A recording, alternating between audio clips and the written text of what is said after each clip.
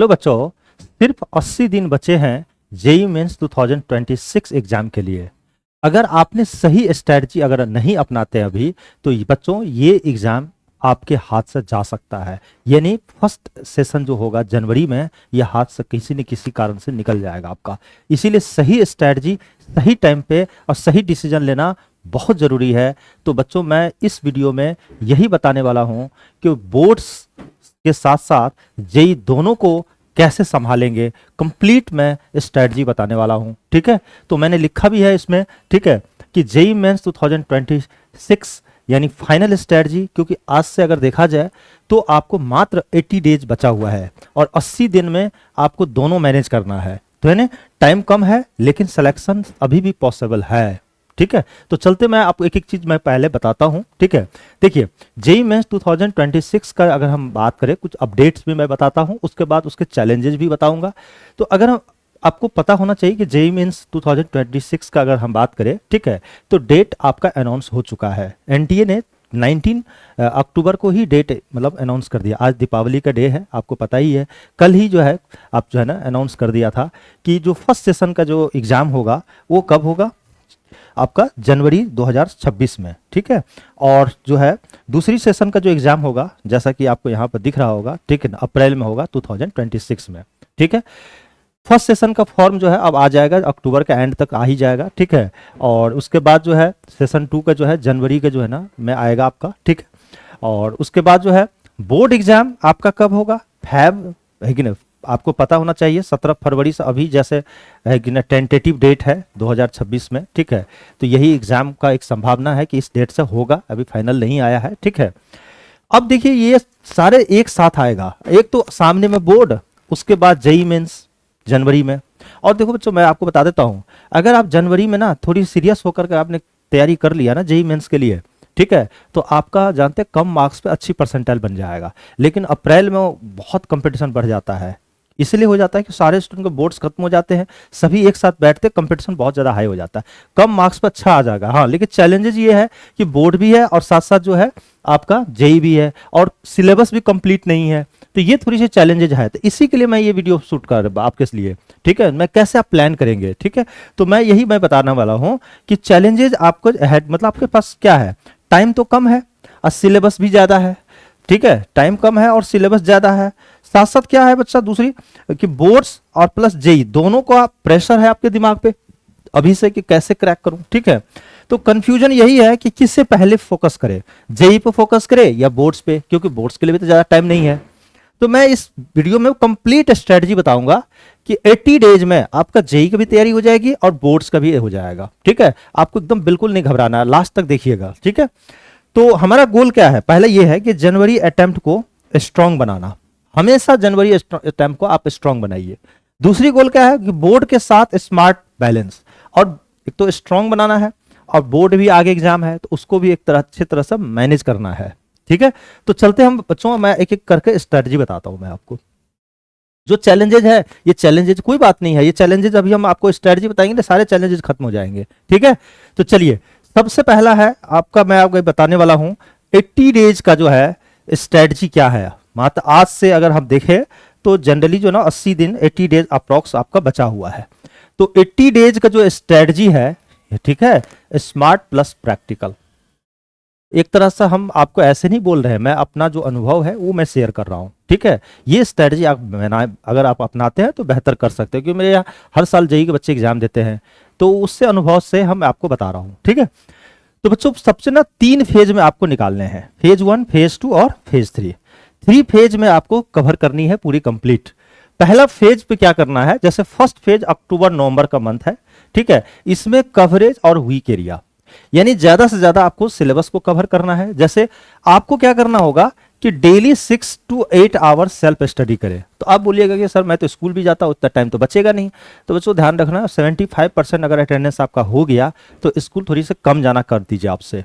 ठीक है ना, स्कूल थोड़ी सी कम जाइए आप। ठीक है, आप ज्यादा फोकस कीजिए अपने एग्जाम पे। ठीक है, तो अगर आप फुल टाइम आप घर में आप रहे, अब 2 महीने कम से कम जेई का मेंस का एग्जाम तक, ठीक है, तो 608 घंटे जो है ना सेल्फ स्टडी आपको करना ही होगा, तभी निकलेगा, क्योंकि दोनों है साथ में। ठीक है, और निकालते हैं बहुत जितने अच्छे अच्छे रैंक लाते हैं ना वो सब जनवरी अटेम्प्ट वाले होते हैं। ठीक है, तो ध्यान रखिएगा, फोकस ऑन इंपॉर्टेंट चैप्टर। अब उसमें क्या होगा, 6 से 8 घंटा जब पढ़ेंगे तो अक्टूबर नवंबर में आपको 2 काम करने हैं। ठीक है, सबसे पहला काम क्या करना है, ठीक है, फिजिक्स जो है ना 3 वर्क अगर देखा जाए तो फिजिक्स पे जैसे करंट, मैग्नेट और मॉडर्न, ये 3 पे वर्क कर लीजिएगा। ठीक है, 3 चैप्टर पर ज्यादा वर्क कर लीजिए क्योंकि ये हाई स्कोरिंग टॉपिक है। मॉडर्न फिजिक्स बहुत ज्यादा स्कोरिंग करता है। ठीक है, उसके बाद केमिस्ट्री में जैसे एनसीईआरटी का इनऑर्गेनिक और ऑर्गेनिक का सारे मैकेनिज्म, एनसीईआरटी में इनऑर्गेनिक का मतलब जैसे कोऑर्डिनेशन कंपाउंड हो गया, डीएनए ब्लॉक हो गया। ठीक है, जितने भी पार्ट्स आते हैं इनऑर्गेनिक पे उस पर ज्यादा काम करेंगे और ऑर्गेनिक केमिस्ट्री में खास करके मैकेनिज्म पे ज्यादा वर्क करेंगे आप। उसके बाद मैथ्स में जैसे कोऑर्डिनेट ज्योमेट्री, ठीक है, कैलकुलस, अलजेब्रा, ठीक है, इस पे ज्यादा काम कर लीजिए आप अक्टूबर और नवंबर में। अक्टूबर तो लास्ट होने वाला है, नवंबर मुश्किल से 1.25 महीने आपके बचे हैं। इतने दिन में आपको ये काम करना है और डेली काम क्या करना है, प्रैक्टिस करना है 60 एमसीक्यू पर डे। आप मान लिया जाए आप एग्जाम का तैयारी कर रहे हैं तो एमसीक्यू क्वेश्चन भी आपको लगाना है पर डे 60, कम से कम 60, 20 फिजिक्स, 20 केमिस्ट्री, 20 मैथ्स, यहाँ मैथ्स है तो मैथ्स के लिए। ठीक है, तो 60 क्वेश्चन पर डे आपको जो है ना लगाना है, ताकि उससे क्या होगा कि आप जो भी कॉन्सेप्ट आप पढ़े हैं तो इससे क्या होगा, काफी इंप्रूव हो जाएगा आपका। ठीक है, ये तो हुआ फेज 1 का। अब हम बात करते हैं बच्चों फेज 2 में। फेज 2 में क्या करेंगे, दिसंबर का मंथ आ जाएगा तो दिसंबर से आप स्टार्ट करिए क्योंकि एग्जाम है जैन में। ठीक है, तो आप जो है ना full mock test plus revision start कर दीजिए, है ना। तो फुल मॉक टेस्ट यानी 2 full mock test per week, NTA Abhyas जो है वहां से आप दीजिए, या कहीं और भी आप टेस्ट सीरीज अगर कहीं का खरीदे हैं तो आप वहां से भी दे सकते हैं। और उसके बाद मेंटेन मिस्टेक्स बुक्स। देखिए अब मान लिया क्या होता है, एक डायरी बनाइए, ठीक है, और उस मिस्टेक जो है, जो एरर आता है उसको जो है ना एक एक चीज को अपने मेंटेन कीजिए अपने डायरी में या बुक्स में। इससे क्या होगा कि जब एग्जाम देने जाएंगे तो उस समय क्विक रिवीजन करेंगे उस पर, क्योंकि वहां पर गलती बार बार हो रहा है, तो ये सबको ध्यान रखना है। उसके बाद फार्मूला सीट और क्विक नोट्स आप रेडी कर लीजिए, जब पेपर का समझ आए तो फटाफट जो है ना इसको नोट्स को आप जो है ना 4-5 दिन पहले रिवीजन करने में आसान होगा, क्योंकि पूरी सिलेबस तो कंप्लीट कर नहीं पाएंगे उस समय, तो वो नोट्स आपको काफी हेल्प करेगा। तो जब चैप्टर पढ़े तो उसी समय आप बनाते चलिए। ठीक है, तो ये काम करना है। तो यानी और उसके बाद फेज 3 यानी आपका जनवरी जब आ जाए, जैन का महीना, यानी बिफोर एग्जाम, यानी आपका जेई एग्जाम से पहले की अगर हम बात बताएं तो 100% फार्मूला रिवीजन करना है। Solve PYQ, previous year questions को आपको सॉल्व करने हैं, और डेली 1 मॉक टेस्ट। ठीक है, एक सुबह 9 से 12 और 3 से 6, यानी आपको डेली एक मॉक लगाना है। जितनी ज्यादा मॉक लगाएंगे, 3-3 घंटे टाइम बांध कर जब आप मॉक टेस्ट देंगे ना, तो आपके दिमाग पर क्या होगा, हैवी प्रेशर आएगा। जब प्रेशर आएगा तो एग्जाम हॉल में वो प्रेशर सहने की क्षमता आपको बढ़ जाएगी। ठीक है, और बहुत अच्छा कर जाएंगे उसमें आप। तो ये ध्यान रखना जरूरी है। तो 3 बातें हमने क्या क्या बताया, आप एक बार जल्दी बताइए। सबसे पहला क्या है, आपको 6 से फेज 1 में, ठीक है, 6 से 8 घंटे पढ़ने हैं और साथ साथ सिलेबस को कुछ इंपॉर्टेंट टॉपिक है इसको कवर करना है। ठीक है, दूसरी बात है आपको जो है, और उसके बाद जो है ना और उस साथ साथ उसमें 60 क्वेश्चन जो है ना पर डे लगाना है।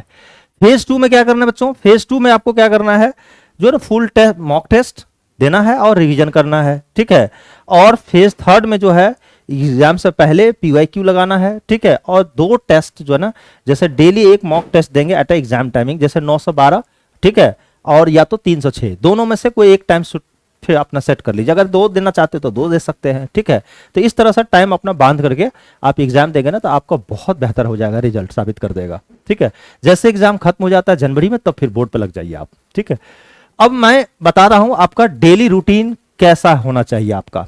तो अब मैं एक एग्जाम्पल बता रहा हूं, ऐसा नहीं कि यही एग्जैक्ट रूटीन बनाना है आपको, आप अपने तरीके से आप अपना सेट कर सकते हैं रूटीन को। तो देखिए आपका टाइमिंग जैसे सुबह में ना, आप क्या करो, मैं आपको बताता हूं, सुबह का टाइम में 6 से 9, यानी सुबह आप जो है ना 5:30 तक आप उठ जाओ सो करके, 6 से 9 बजे यानी 6 AM पे, ठीक है, से 9 यानी 3 घंटे ना जेई का टॉपिक को प्रैक्टिस कर लीजिए। जितने भी जेई का टॉपिक्स आपने डिसाइड किया है, ठीक है, उसको प्रैक्टिस कीजिए। फिर आप जो है ना उसके बाद जो है ना 9 से 2, ठीक है, 2 बजे तक जो है ना बोर्ड्स एग्जाम का थ्योरी प्लस स्कूल का वर्क जो भी आपको मिला होगा, ठीक है, ये काम कर लीजिए। तो देखिए जेई और प्लस बोर्ड्स दोनों का वर्क हो गया। अब आप क्या कीजिए, 3 से 6, अब आपको 2 के बाद ना 1 घंटे का ब्रेक ले लीजिए। ठीक है, 3 से 6 में जेई का पीवाईक्यू और मॉक टेस्ट आपको करने हैं, लगाने हैं। ठीक है, और उसके बाद जो है फिर 1 घंटे का ब्रेक ले लीजिए शाम का टाइम में, इवनिंग में, जैसे 7 से 9 का टाइम जो हो गया, जैसे बोर्ड्स का रिवीजन प्लस बोर्ड्स का रिवीजन से केमिस्ट्री और एनसीईआरटी लाइन बाय लाइन। इससे क्या होगा, दोनों तैयारी हो जाएगी आपके, ठीक है। और रात को जो है ना 9 से 10:30 का टाइमिंग रखिए, जितना भी आपने पूरे दिन में पढ़ा है उसमें क्या क्या गलती हुई, मिस्टेक्स को एनालिसिस कीजिए, ठीक है, और साथ साथ अपना नोट्स रेडी कर लीजिए।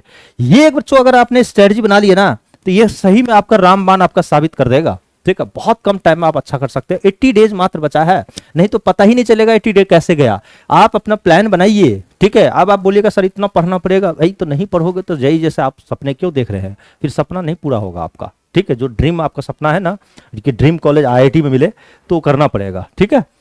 तो सक्सेस का टिप्स क्या है फाइनली अगर हम बात करें, ठीक है, तो सक्सेस का tips, don't skip Jain attempt, ठीक है।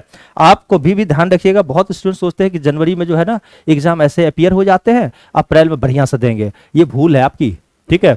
जैन में अगर आपका हाथ से निकल गया ना, तो अप्रैल में भूल जाइए कि आपको अच्छी रैंक आने वाला नहीं आता है, अच्छे रैंक। आप जैन को आप कोर मानकर चलिए, हाँ उसमें थोड़ी बहुत बिगड़ भी गया तो अप्रैल में उससे और बेहतर आपका करने का चांस मिलेगा। जब आप जनवरी में ही आप सीरियस नहीं है तो अप्रैल में क्या आप एग्जाम देंगे, इसीलिए आप जैन को ही एग्जाम सीरियसली दीजिए, ठीक है। तो इसीलिए डोंट स्किप जैन अटेम्प्ट, ठीक है। कॉन्फिडेंस बूस्टर होता है ये एक तरह से, आप अप्रैल में अगर आप एग्जाम देंगे तो ये आपको कॉन्फिडेंस लाएगा, ये एक तरह का कॉन्फिडेंस बूस्टर है ये, ठीक है। तो इसको आप मिस नहीं करें, ध्यान रखिएगा। दूसरी बात, वीकली टारगेट रिव्यू, ठीक है, और साथ साथ जो है ना mind refresh 1 day per week.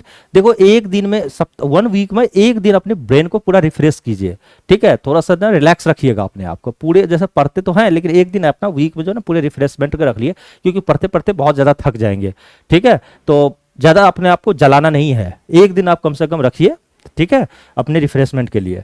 उसके देखिए मैं दूसरी बात ये मैं बताता हूं, देखिए एक्यूरेसी ना, एक्यूरेसी ज्यादा अच्छा होता है अटेम्प्ट काउंट से। अब 2 अटेम्प्ट एग्जाम दे रहे हैं, उससे अच्छा है कि एक ही अटेम्प्ट में थोड़ी अच्छी एक्यूरेसी होनी चाहिए, ठीक है। तो एक्यूरेसी ज्यादा अच्छी होती है किसे, अकाउंट को अटेम्प्ट काउंट से, ठीक है। और दूसरी बात है ना, फोकस ऑन कॉन्सेप्ट और फॉर्मूला क्लैरिटी, इस पे ज्यादा वर्क करना है, ठीक है। तो टाइम कम है लेकिन सही स्ट्रेटजी से सिलेक्शन अभी भी पॉसिबल है, अगर आप स्ट्रेटजी सही अपनाते हैं। तो करियर प्लेटफॉर्म जेई के साथ स्मार्ट स्टडी और स्मार्ट सक्सेस, ठीक है, हमेशा आपको यहां से मिलते रहेगा। तो ये चैनल पे अगर आप फर्स्ट टाइम आए हैं बच्चों, तो इस चैनल को फटाफट जो है आप एक बार सब्सक्राइब कर दीजिए, ताकि इसी तरह से मोटिवेशन मैं आपको देते रहूं और सारी आपके जेई से रिलेटेड जितनी भी अपडेट्स आपको मिलते रहेगा टाइम पे। Thank you, wish you all the best career platform.